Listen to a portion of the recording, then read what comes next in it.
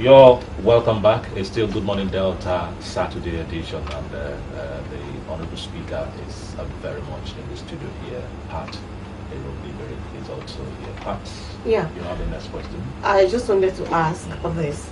You are a trained engineer by profession, okay? And recently you got your law degree while you were in the House. Yes. Your acquisition of your law degree, has it in any way impacted on your legislative duties or functions? Of course, yes. The fact that, you see, law is a study of all human endeavors. And I realized that my experience studying law is the fact that every other thing I do has been affected.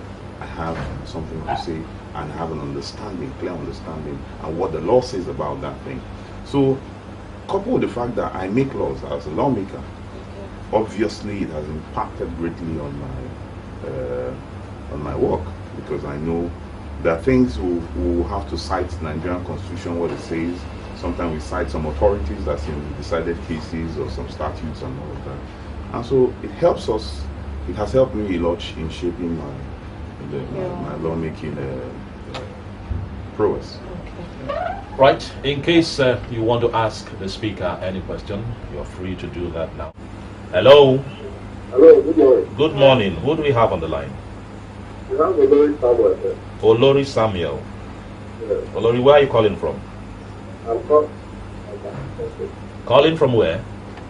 Okumata. Okumaba Estate, okay. Your question? Yeah. Good morning, sir. Morning. Okay. I have been a fan of yours, especially with the way you carry yourself and the way you handle the house affairs. Thank you. And I'm happy and seeing from feedback that you have the intention of contesting for the governor of this state. I'll be glad to work with you. I have it. He has not told us that. He told us that. I want to clarify that. It has to do with the budget of the October. Yes. This is the month of October, and it's almost ending. The budget still lies in the house. And I keep wondering, when will the budget be implemented? It has been like that for some years. I'm a part of the Super coincidentally. Okay. And each time there are budget lingers to this time of the year, once it comes out, the first 6 months, you begin to see an amendment, alignment, like they say. And before we know it, we don't know where our financial year, our fiscal year, usually ends. You see, beginning from July that the Super started in the year 2007 to August, or January to December. Yes or no, please. What are you doing to explain the passing of the budget? So that the little thing that is sitting there, like you are saying, that affects staff welfare and promotion, because we want to promote to the Super started inception. You hear there is a little promotion for it and for Marianne, so that it comes to pass for us to benefit the little thing that is inside for us before the year also and on. Thank you very much, sir. Okay. Thank you very much, Olori. Okay, Olori Samuel, thank you very much for that call. And first, let me start by thanking you for being a fan of mine. But with regards to 2015, I have not said to you what I want. I think it's still a far cry from now. And let's do the work that I'm elected to do as the Speaker of your state. And let me serve you first. That's why I thank you for being a fan. But to answer your question about the Desopadec budget that is before the House, yes, it's before the House for scrutiny. And I can assure you that as soon as the House reconvenes, I think next week we should be done with it. But that is not to say that the reason why it's not been so far, it's in the House, but we've had some long adjournments, some owing to election, the break and all of that.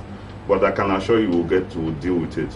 But the other side of it, which you asked whether the budgets can be implemented within the year, the laws or the rules guiding the budget is that the Desopadec is allowed, or the state is allowed, to spend up to half what for 6 months what it has been spending before in its previous budget to date. So you don't have a problem. Nothing ordinary should hinder the process of the things going on.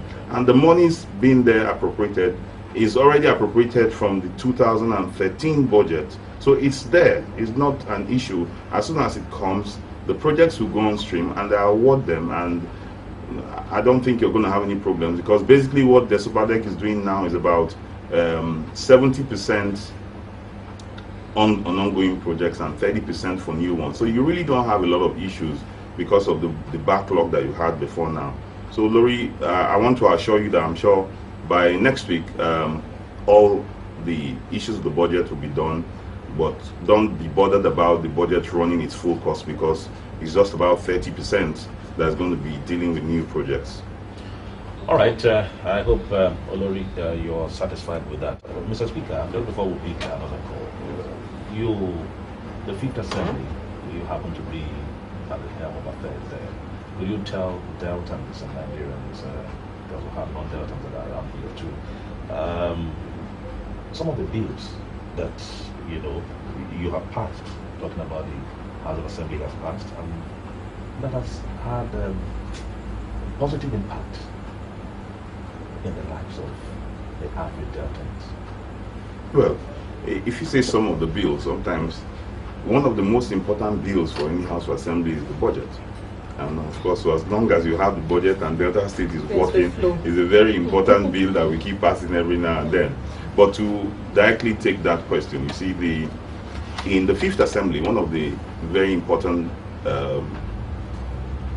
laws that were passed is one has to do with Delta State Signage and Advertising Agency law. If you look around, the way you see signage is done, structures on signage, they're all littered everywhere. Yeah. We need to standardize the process, and it's like it's being done in some other places, and it generates a lot of revenue for the government to run, and that is one law that we've been able to put across, and that has passed. Now, we also passed the Delta State Vigilante Commission law. You see, the Constitution in Section 14 rightly puts it that the security and welfare of the people is the primary responsibility of government. Now, we also thought it fit in the House of Assembly that if we do not put this in place, the security was becoming a problem, and we believe that security should come from a bottom-top approach. Therefore, we've put a vigilante commission where every community in Delta State will have a vigilante body, and that body will be supervised right at the center. It goes from the ward level, every community comes to the ward level, to the local government level, then to the state level, to be remunerated by the state. And so, you see, when we talk about criminals, they live within us, they live with us. So if you have these vigilante commissions right from each community, you will be able to checkmate crime from its very board. We may not be able to completely eradicate it, but we can check its excesses, and that has been passed down law.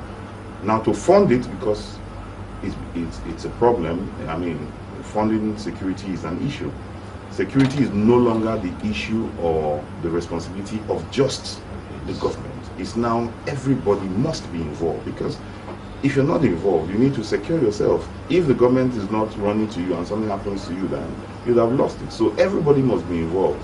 And so even in the funding, we want to also ensure that we are also involved. And the law, we are raising up the Delta State Security Trust Fund, which we are going to use to fund the Vigilante Commission, and also be able to get equipment to empower the police and also our vigilantes to ensure that we secure the state to the best that we can. So these are very important laws. Of course, you will not also write off the anti-kidnapping law. Kidnapping was becoming a menace in the state. And of course, the governor, the executive arm, they have their own measures of checking, and we did their own part of it. And the House of Assembly, in also contributing to ensure that that is done, also passed a law to ensure that, well, we give the capital punishment for anybody who is found. Kidnapping? Yes. And the executive assented to it? No, the governor vetoed it, but the House of Assembly, using the Constitution, overrode the veto of the governor. So it's law. But what is important about it is that the law is in place. Prior to now, if you tell a child today in secondary school, maybe 15th or 14th, let's go for armed robbery, he's going to say no, because he knows it's a death sentence.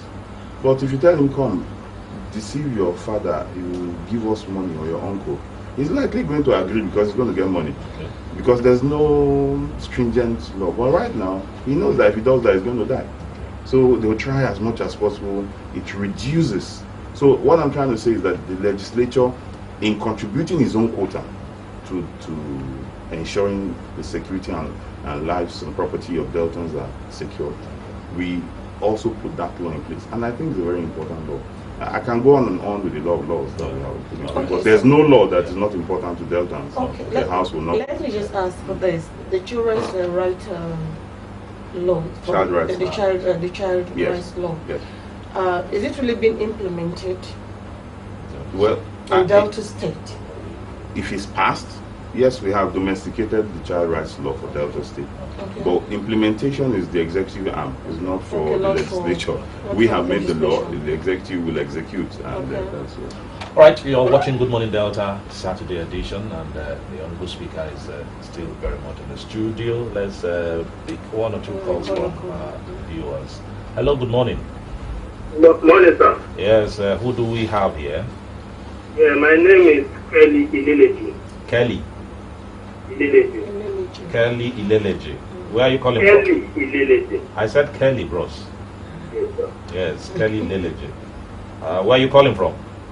I'm calling from Uwe local government, precisely Uwe. Okay, Uwe. How are the good people of Uwe?